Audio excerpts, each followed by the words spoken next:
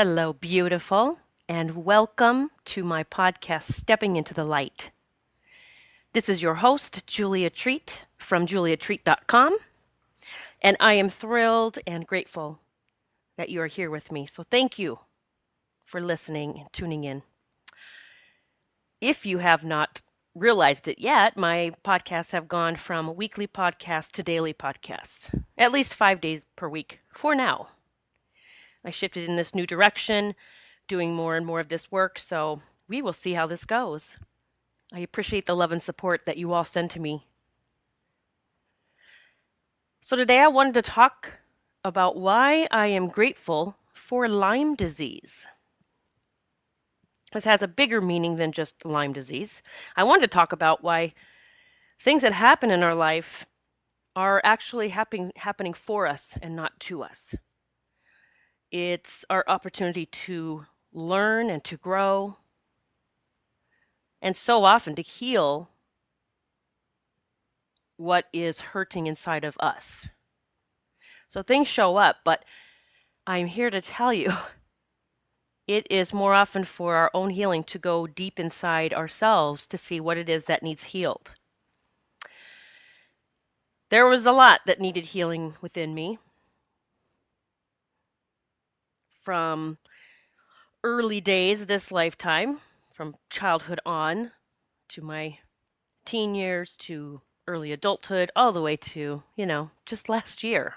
So much being uncovered. And, this is past lifetime stuff as well that is stuck inside of us and running the show. But I wanted to talk about something that I wrote. I wrote a blog a couple of years ago. I used to write a blog. But quite honestly, it's so much easier for me to hop on a podcast and talk or hop on a video and make a video than to write things out. Yes, I'm working on my next book, my second book. My first book's already out, Stepping into the Light. If you want to check that out, you can see it on my website, juliatreat.com. There's a link in the upper left-hand corner of my book. Just check it out there. But it is so much easier for me to just get on and start talking. I don't have to edit anything. As you all know, I don't. I do nothing rehearsed. I even hop on these podcasts and quite honestly think about like a minute before I'm ready to start recording, I'll sit there and say, all right, God, what are we talking about today? And something will come into my head. So today I thought about this blog that I had written about why I was grateful for Lyme disease. And I'm going to read it to you actually. I'm going to find my post and read it to you. And I want you to think about it, like really take it in and see how this might resonate with your life. It may not be Lyme disease or even a health thing. It may be a love issue or money issues or whatever. Let's just see if this resonates with you. So, my blog started out, I had a picture of an onion. I was cutting onions up one evening for dinner. And I cut down the center of a red onion or a purple onion. I think they're called red. Yeah, red onion. And I cut down the center and it split apart. And in the very center of the onion, there was a perfect lotus. This beautiful yellow colored lotus, the outline. And when I saw it, I immediately heard God say, "You're ready. You are ready." And so I knew what that meant. It had been a long journey, and I knew God was saying, you are ready to step into your next role. You are ready to step fully into your purpose. You are ready. You've done the healing work. Now, that doesn't mean I don't have something else to do along my path. Just saying that's the message I got at that time. So I posted this. It was April 2017. Okay. Why I am grateful for Lyme disease. Okay, before you start throwing eggs at me, please hear me out. Yes, it is true. I am grateful for being in Lyme hell. At least that's what I used to call it anyway. For those of you who have been diagnosed with Lyme disease, you will definitely understand what I'm talking about. But before I go into why I am grateful for contracting such a debilitating disease, Let me give you a little history about my battle. There was a time when I was healthy and fit. I was completely I was completing my master's program at the University of Kansas in speech language pathology, living with my then husband in our dream home, working out with a personal trainer 3 times per week, and enjoying life every single day. I would never have thought that just a couple of years later, my entire life would be turned upside down. Now, I won't go into all of the details here, as I have shared them in my book, Stepping into the Light, the miraculous ways that our loved ones, angels, and guides can let us know they are near. But what I will tell you is that everything that I once had began to disappear. In a matter of just a few months, my life had taken an abrupt and disheartening turn. Skipping 2 years forward, when I was at my weakest point, I found myself on my knees in my front yard begging God for a lifeline. I was sick, alone, broke, in deep debt, and I needed help. God answered me by way of the angels. He sent them to me to teach me how to heal myself. And although it was a long and often very dark journey, I was finally able to find my miracle and eliminate Lyme disease for good. When I had reached my lowest, I had been ill for several years with some sort of mystery illness. I visited specialist after specialist, even traveling out of my area in search for answers. I'll never forget. The last specialist I saw told me, "It's all in your head, and you need to go see a psychiatrist." My response was, "Oh, yes, I will definitely need to see one because I'm about to kill the next person who says that." Now, I know that's pretty severe, but that's exactly how I felt. I was sick, and no one believed me. After that day in my front yard, when I begged God for help, my path to healing began to open up. I was guided to a naturopath, someone who did a particular blood test, a visual one, that might be able to reveal what was wrong with me. I was open to anything at this point, so I booked an appointment pronto. When I showed up to my appointment, I knew I was in the right place. There were angels and crystals everywhere. Incense was burning in the background, and I felt such a sense of peace and calm. Lynn Wright, the naturopath I was there to see, greeted me warmly and invited me into her office. She explained the procedure, which entailed just a quick prick of my finger. She placed several drops of blood onto some slides and slid them into place under her microscope. I was mesmerized as I began to see everything working inside of me. Lynn pointed out my red blood cells, white cells, some sugar crystals. By the way, we don't want those. And so much more. As she magnified the screen, she began to point out what looked like tiny little worms floating in my blood. "Well, it looks like you might have indications of Lyme disease," she said. But those weren't her exact words. I don't remember her exact words, but they were something along those lines. Lynn doesn't diagnose, she merely points you in the right direction. I was at Lynn's office for a couple of hours, and let me tell you, I learned more about my body than I could ever imagine. Lynn referred me to a Lyme literate doctor in New York who did some follow-up blood tests to try to determine if I did indeed have Lyme. I returned to Pennsylvania and found one of the many walk-in laboratories that they have here. I handed the nurse the doctor's request, and I watched as her face shifted from a smile to what appeared to be confusion. The nurse said that she would have to call the doctor's office in New York as she had never heard of some of the tests he wanted done. That floored me. How could she have never heard of these tests? After a quick call to the doctor's office in New York, she returned to run my labs. I heard from the doctor a week later, and I did indeed have Lyme disease. Now, let me clear something up here. I had gone in for 3 Lyme disease tests, and they had all come up negative. Doctors in my area here in Northeast PA were convinced that I did not have it. But over a span of 5 long and very dark years with that mystery illness, they could not come up with any answers other than, it's all in your head and you need to see a therapist.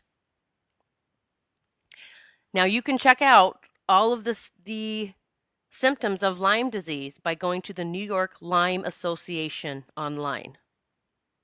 I don't know the exact address right now, but just put in the search New York Lyme Association symptoms, Lyme symptoms.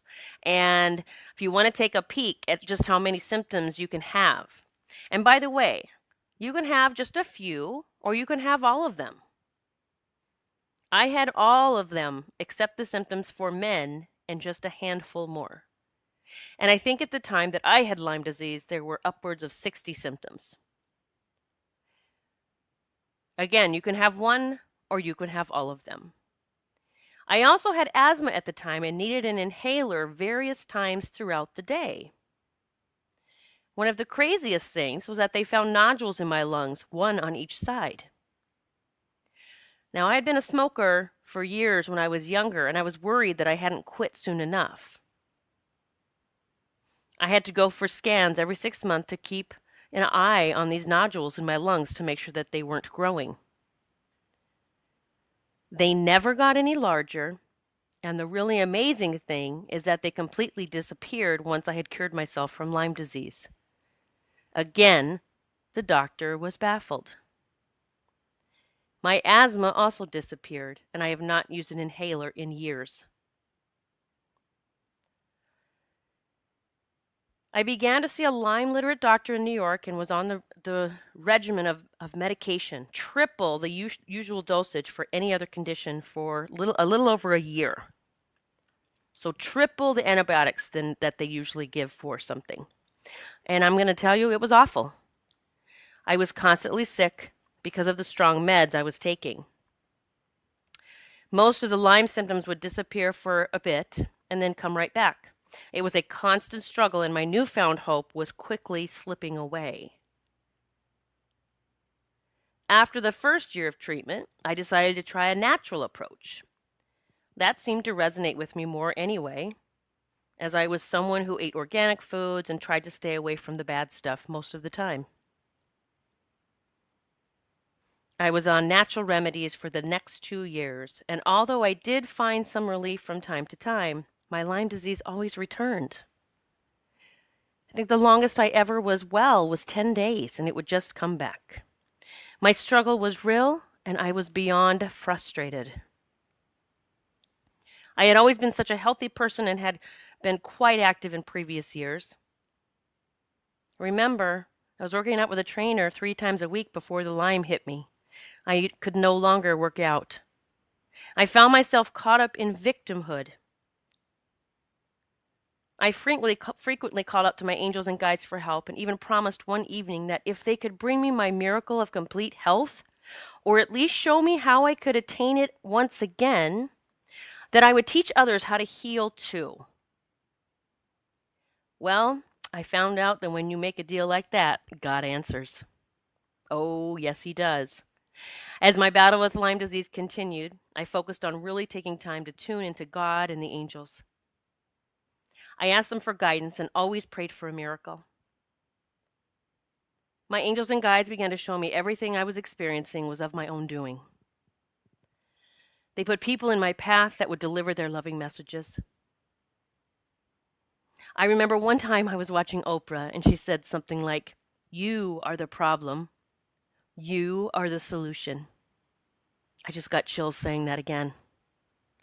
And I'm not sure those were her exact words, but that's what stuck in my head. It pissed me off, to be honest. How could I be the one doing this to myself?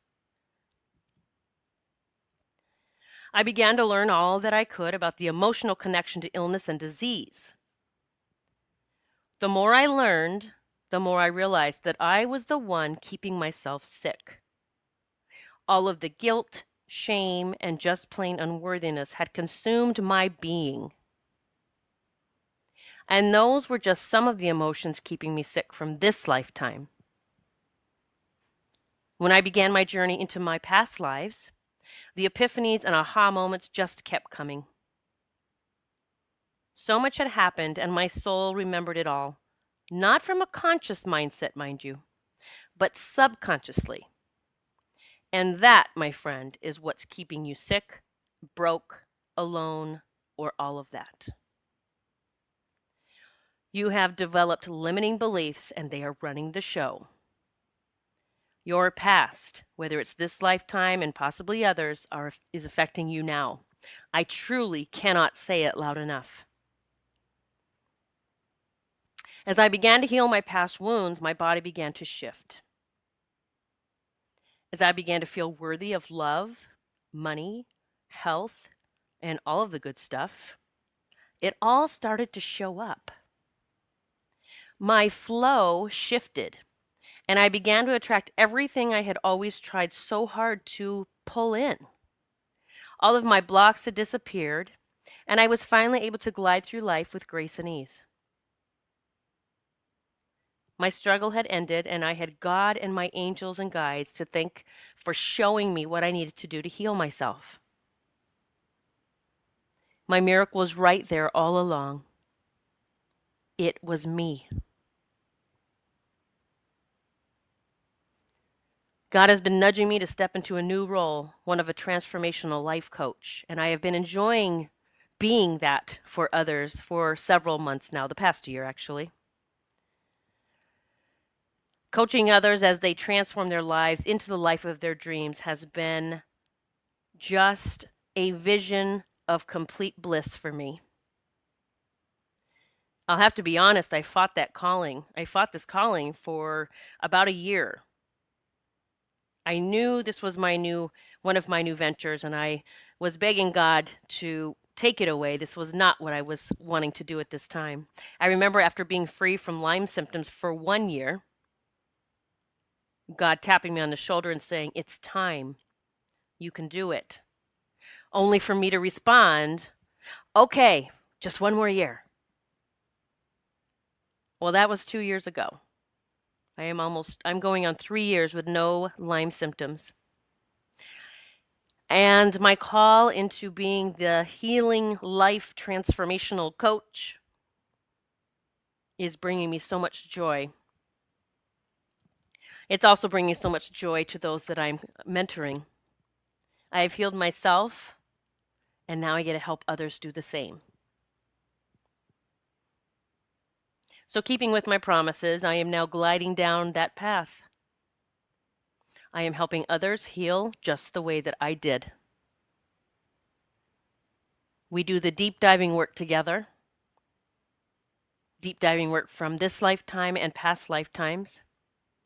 We're healing our wounds, removing the blocks. We're stepping into love and joy and offering so much forgiveness to ourselves and others.